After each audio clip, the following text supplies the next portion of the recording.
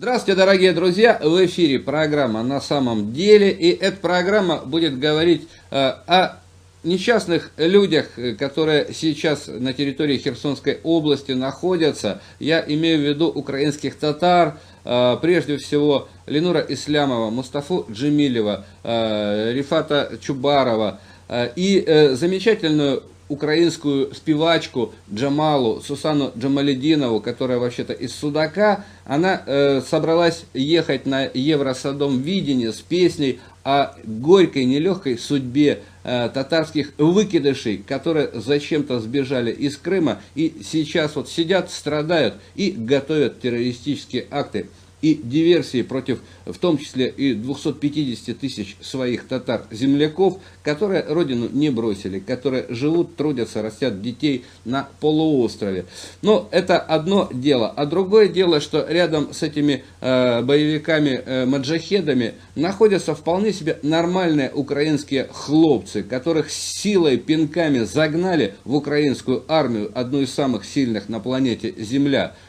И вот эти хлопцы сегодня вступают в тот период, когда, оказывается, в Габоне каннибализм как пережиток прошлого съели и забыли, а на Украине, по-моему, каннибализм сейчас это майбутнее украинской армии, потому что элементарно нечего жрать людям. И вот в том числе и об этом мы говорим с Алексеем Валерьевичем Журавко, дежурным по Херсонщине. Алексей Валерьевич, приветствую. Здравствуйте.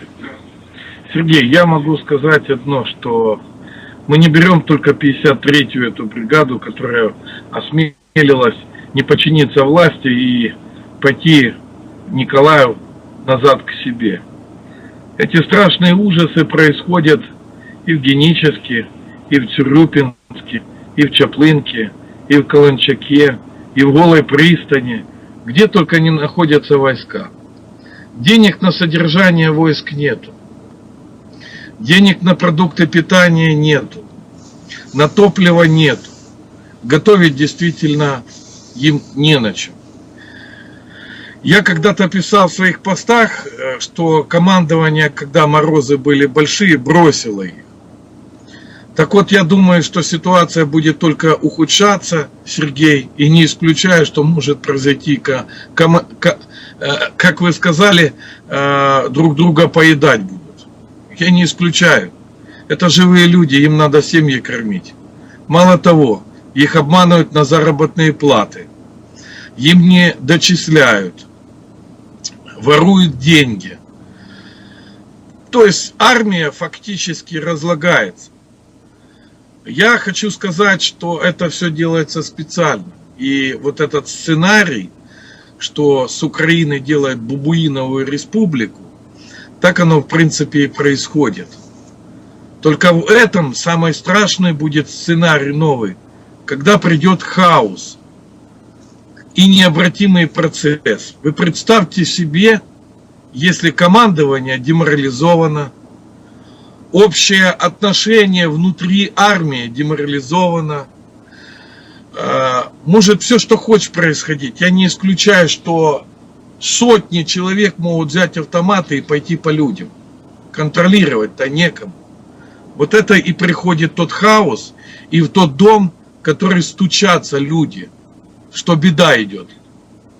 Алексей Валерьевич, что меня лично пугает из практического опыта и из исторического опыта, мы все знаем, что вода, во всяком случае, течет туда, где наименьшее сопротивление. Да. Вот украинские солдаты, которые могут сейчас реально начать дезертировать и разбегаться с оружием по домам, ведь они же пойдут грабить, насиловать и убивать не тех, у кого тоже есть оружие, не тех, кого охраняют частные военные компании. Они пойдут издеваться над теми, кто беззащитен, над простыми крестьянами, горожанами, жителями каких-то других поселений. И вот это ужасно. Сегодня с армией украинской, с Донбасса, могут просто ломануть десятками тысяч эти самые хлопцы, которых пока по инерции называют киборгами, героями, но их называют героями только потому, что не видели, что творят эти герои с мирным населением Донбасса, причем с оккупированной территории Донецкой и Луганской областей. А вот когда они это увидят, ведь тогда же что-то ужасное может произойти. Неужели этого простые украинцы не могут, не хотят принять вот сюда, в души, в сердца свои? Сергей, ну сценарий косовский, если так рассматривать. Вы поймите правильно, что сегодняшняя хунта, власть, она не понимает вообще, что она делает и с какой она бедой балуется. Людей мне только жалко, я так бы сказал бы, на все, что происходит. Ведь эти моменты происходят и в Одессе тоже ж. И люди просто-напросто запуганы. Что люди простые сделают, у которых оружия нету? Что они сделают? Вот скажите, Сергей. Ничего. А представьте себе, десяток или двадцаток понапивается и сейчас из-за того, что сегодняшняя власть их не кормит, не обеспечивает, как полагается, не платит зарплаты, конечно, они пойдут на народ, они пойдут грабить. Это только цветочки.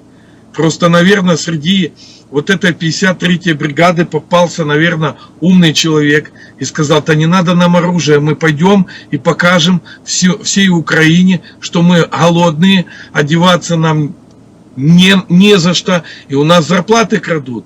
И все. Вот европейские ценности, вот Порошенко, вот Яценюк, вот Гройсман, вот Турчинов, который бы я назвал бы убийцей собственного народа. Алексей Валерьевич, вчера меня опять-таки очень неприятно удивили наши украинские скачущие друзья из Киева, из других регионов. Они на полном серьезе поддерживают Арсена Авакова, министра обороны, Экус Гуладзе, которые прямо сказали: третьего Майдана никакого, мы вам никогда не позволим сделать. Вы твари дрожащие. И каждый должен знать, что полиция будет иметь право при любом подозрении стрелять на поражение, убивать любых в самых общественных местах, где бы оно ни было. И я смотрю на людей, которые 2 года назад кричали, что они же дети, не смейте даже палку поднять на этих несчастных молодых людей. Сегодня эти же люди пишут и выступают со всех телеканалов и рассказывают, что эти 17-летние подонки катались на машине, они были пьяные, и их убили, правильно убили, и дальше надо убивать. И просто без суда, без следствия ликвидировать этих людей. Ваш земляк Кива то же самое еще раньше кричал, что по любому подозрению, что этот человек наркоман или наркоторговец, его надо на месте пристреливать. Сергей, вы видели, что в Фергусоне творится, как расстреливают людей, да? Вот это испытательный полигон, поэтому 2 дня назад, когда пацана 17-летнего расстреляли, и как мне слухи дошли, что этот пацан вообще водку-то и не пил в своей жизни, а его полицейские расстреляли. Поэтому это вся навала будет идти по всей Украине. Для того, чтобы этого избежать, немедленно нужно, чтобы пришел сильный человек, сильным духом, и любил свою страну. Только можно это остановить, только так. Все, больше не остановишь. А то, что эту нечисть, которую породили, надо будет вычищать, то это 100%. Короче, я так сказал бы. Уже надо Донецку, Луганску подниматься. Хватит баловаться с этими тварями. И уже вычищать и строить новое государство. Вот как бы я так сказал. Ну и тем более, что сейчас вот этим самым большим игрокам точно не до Донбасса и не до Украины. Я полагаю, что если жители Николаева, Херсона, Запорожья, Днепропетровска, не знаю, Харькова обратятся к Александру Захарченко за помощью, за поддержкой, покажут, что они в состоянии изнутри начать сопротивление, как рабочие завода «Арсенал» в Киеве, то вместо Муравьева где-нибудь на подходах к этим городам окажется армия Захарченко. Ну, это мое мнение, пора начинать.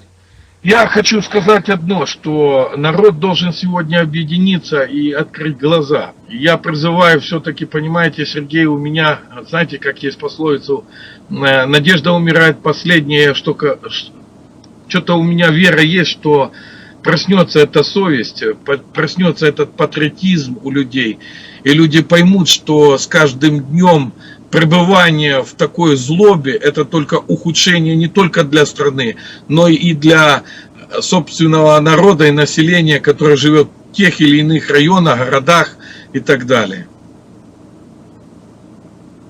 Алексей Валерьевич, будем следить за развитием событий, будем смотреть, как украинские военнослужащие начинают потихоньку дезертировать. Я единственное, что от друзей услышал, что было бы совсем неплохо, если бы украинская армия вместе с местным населением, с ополчением Херсонской области взяли и сделали со своей стороны, ну а мы, крымчане, со своей стороны, новый замечательный котел для азовов, айдаров, меджлисов, и в этом котле сварили бы их к чертовой матери, чтобы хотя бы здесь у нас не возникло никаких проблем. Сергей, пусть эти все черты, как я их называю, варятся в других котлах, но не в мирных котлах. Вот как бы я назвал.